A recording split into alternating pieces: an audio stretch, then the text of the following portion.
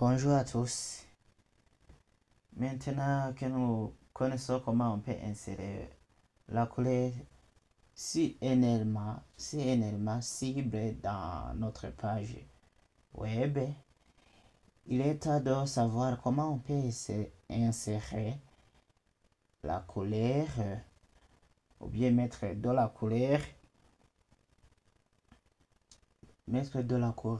couleur je dirais à l'intérieur ou bien en arrière-plan ou bien couleur de fond d'un élément. Nous allons demander à notre ChatGPT quelle est la propriété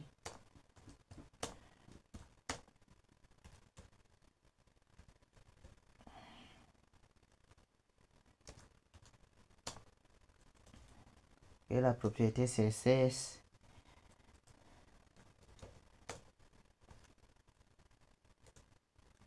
qui permet de mettre la couleur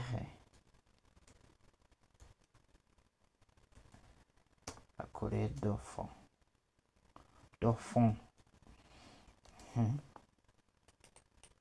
Là, je corrige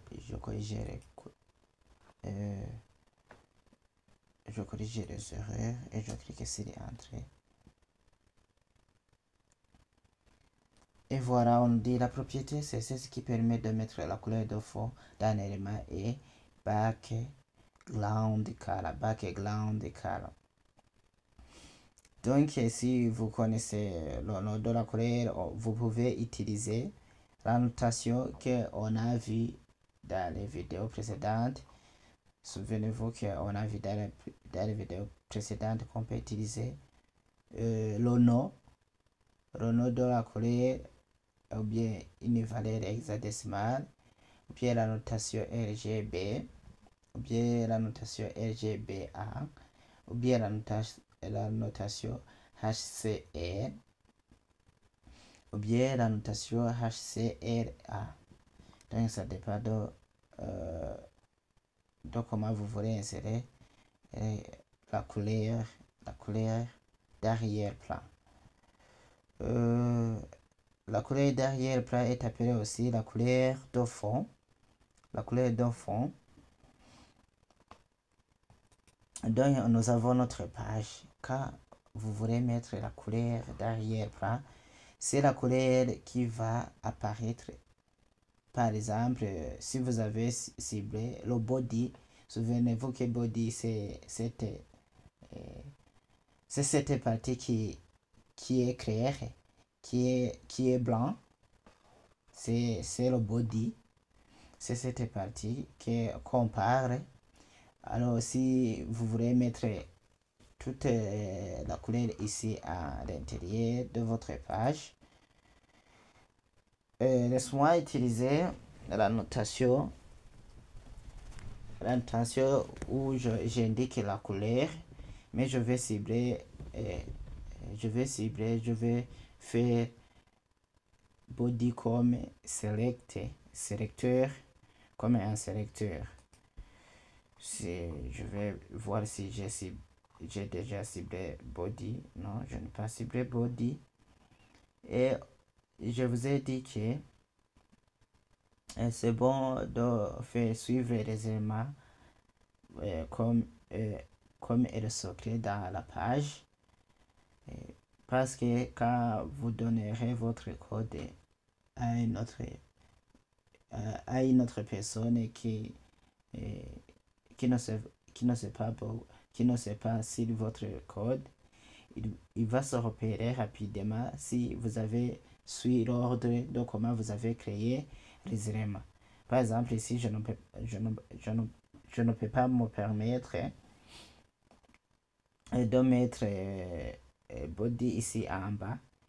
Oui, je peux le mettre et ça fonctionne correctement, mais c'est une mauvaise façon de le faire, puisque body vient avant tous les H1, les H2, les paragraphes et les classes qu'on a créées ici. C'est pourquoi ici je vais mettre ici body je vais mettre body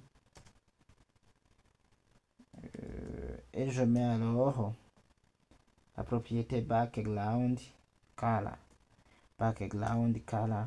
et je vais mettre le nom de la couleur. Par exemple, je vais mettre le marron, oui, marron en anglais, et je fais CTRL S. Là, j'utilise le nom de la couleur puisque je connais marron en anglais, c'est marron. Et si j'actualise la page, et voilà, je viens de changer la couleur d'arrière-plan. C'est celui-ci, alors que je disais la couleur d'arrière-plan de body, j'aurais changé en marron.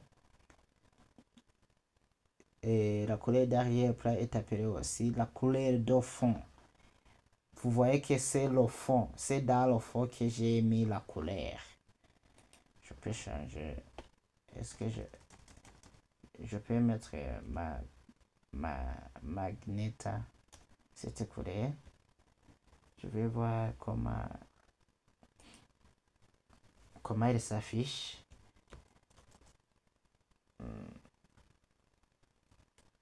Je crois bien que je me suis trompé du mot de passe. Oui, maintenant ça va. Magneta. Et voilà. Là aussi, je viens de changer la couleur d'arrière-plan à Magneta. Voilà alors comment vous pouvez insérer la couleur d'arrière-plan en utilisant la propriété background color. Mais aussi, j'allais oublier, même si vous utilisez la propriété seulement background, même si ce n'est pas précis, ça va passer. Donc je change ici, j'arrive le le tiret color. Ici je vais mettre une autre couleur. Je vais mettre la couleur qu'on appelle aqua. Pourquoi mettre d'autres couleurs? Je vais mettre aqua. Je vais vous prouver que même si vous mettrez la propriété background seulement, ça va passer. J'actualise la page et voilà, je viens de changer la couleur d'arrière-plan. La couleur d'arrière-plan en utilisant seulement la propriété background color. Même si ce n'est pas précis, ça passe. Mais il faut indiquer, puisque background on peut utiliser sur beaucoup d'éléments, mais il faut, si vous connaissez de quelle propriété vous voulez l'appliquer, il faut bien préciser en mettant alors le tiret suivi de son nom que vous voulez mettre. Et merci. On se retrouve pour une nouvelle vidéo. À la prochaine.